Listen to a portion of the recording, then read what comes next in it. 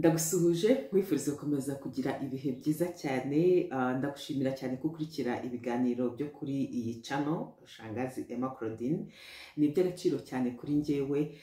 Reka rero uyu munsi tugaruke ku mico itanu abakobwa bakwiriye kureka nubwo ishobora kuba ituma bitwa abana beza mu rukundo. Ushobora kuvuga se niba ari umuco utuma nitwa umwana mwiza mu rukundo kubera icyo uwo muco nawureka. Ibyo ngibyo nabyo turabivuga ni mu magambo make cyane, kubera yuko nubwo ushobora kuba wibwira ko uri kwitwa umwana mwiza mu rukundo ariko ushobora gushiduka atari ko birimo kugenda, atari ko birimo kuguhindukira. Hari ibintu byinshi tujya twibeshyaho mu buzima. Umuco wa mbere rero ni ukwica gahunda zawe ngo ukunde wubahirize gahunda z'umuhungu murimo gukundana, z'umushuti wawe. Uwo ni umuco utari mwiza. Ni umuco wenda wowe utekereza yuko ushobora kuba ukugirira akamaro. Rero bisa naho kumera nkaho wowe nta by'agaciro upanga ariko biba bimeze. Donc uba umeze nkaho wowe nta bintu bizima ugira. Iyo avuze ngo tse uhita wikiriza ukaba wagiye, ukaba wahageze.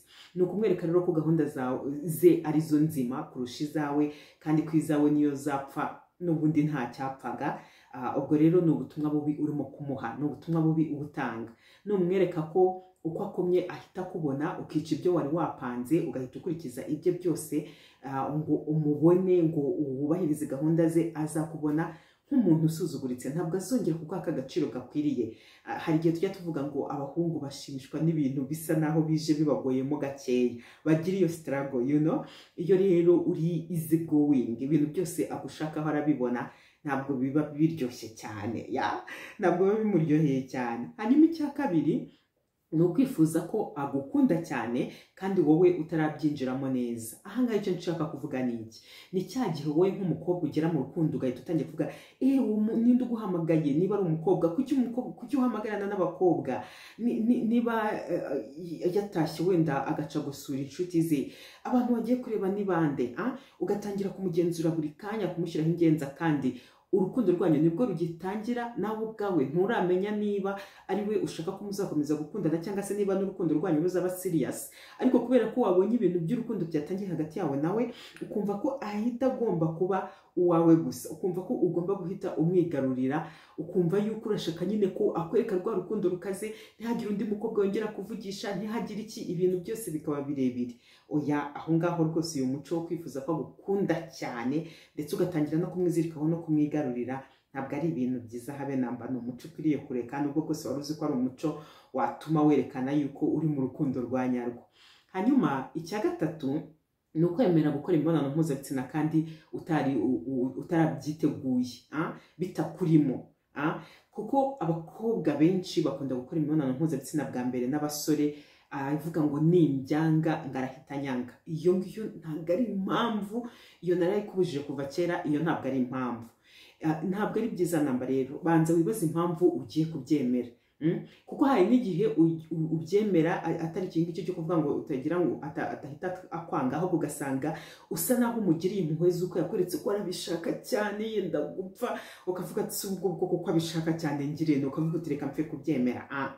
Iyo ngiyo nayo ntabwo ari impamvu yo gutuma wemera ko mukorana imibonano mpuzabitsina, kuko ingaruka ziba zishobora kuvamo, zikavamo tout simplement kuko wavuze ngo atakwanga, cyangwa se zikavamo tout simplement kubera ko wavuze ngo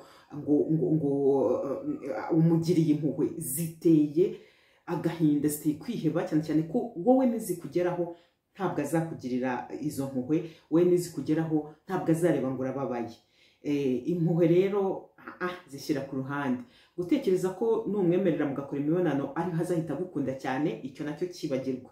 Ntabwo umuhungu akundira umukobwa yuko bakoze imibonano mpuzabitsina. Ni nayo mpamvu benshi bakunda kugira iyo deception yo kuvuga ngo twanakoranye n'imibonano mpuzabitsina ariko yaranze, yaranyanze. Uretse no kuba mukoranye imibonano mpuzabitsina muranabyarana ariko akumva ntabwo mwarushinga kubera ko utamurimo, kubera ko atari wowe yatekereje. Vana ibyo bintu rero by'amarangamutima aho ngaho. Byaba byiza cyane ukoze imibonano mpuzabitsina wabanje kubitekerezaho, wabyiyemeje, wumva ko wabitekerejeho ko ubishaka, kandi witeguye no kugira icyo ukora kugira ngo ingaruka zishobora kuba zavamo zibe nkeya zishoboka, cyangwa se ntizinabeho habe namba. Hanyuma icya kane ni ukwitanga cyane mu rukundo rwanyu kurusha uko umusore abigenza. Hari igihe usanga umukobwa yarakobotse yarapfutse, ni wowe wandika, ni wowe uhamagara, wenda tuvuge da bifite n'ishingiro, urabizi ko muri iyo minsi ashobora kuba ahuze cyane. Kubera ko ahuze cyane ugahita uvuga uti ninjye uzafata intera kugira ngo atanyibagirwa, kugira ngo urukundo rwacu rugapfa. Ugasanga niwe utangiye kujya wandika buri kanya, niwe uhamagara, niwe ugira gute, kandi ugasanga ntabwo agusubiza my friend, cyangwa se akanagusubiza ariko akagusubiza utuntu duke, akanagusubiza ariko akabona uri kumudistabinga, akanagusubiza ariko akabona atangiye kuvuga ati uyu muntu ntabwo ari we nakunze, ese none uyu nguyu we uri kuntesha umutwe yabaye mwinshi, uyu nguyu yavuye hehe. Reka nkubwire rero ngo ibyo ngibyo ntabwo ari byo. Ibuka ko mu rukundo no kuba wakumbura umuntu, no kuba wagira urukumbuzi, no kuba wumva ukumbuye kumuhamagara koko no kumwandikira ni ikintu cy'ingenzi cyane. Mureke rero gukumbure, niba afite akazi kenshi kakaba kamwishe, kakaba kadatuma guhamagara, kakaba kadatuma kwandikira, mureka gukumbure. Ntabwo nshatse kuvuga ngo ntukamwandikire na rimwe aba ari wowe utangiye, ntukamuhamagare na rimwe. Yes you can, but don't do it always. Ntabwo ari wowe buri gihe ugomba kubitangiza, ntabwo ari wowe buri gihe ugomba kwishyiraho uwo mutwaro uba urimo kubishya uru rukundo, kandi bidateye kabiri ashobora kukuvaho akigira ku wundi mukobwa. Hanyuma icya gatanu nsorezaho, ni byinshi ariko reka mvuge ibi ngibi by'ingenzi. Icya gatanu ni ukumuha amahirwe ya kabiri atayakwiriye.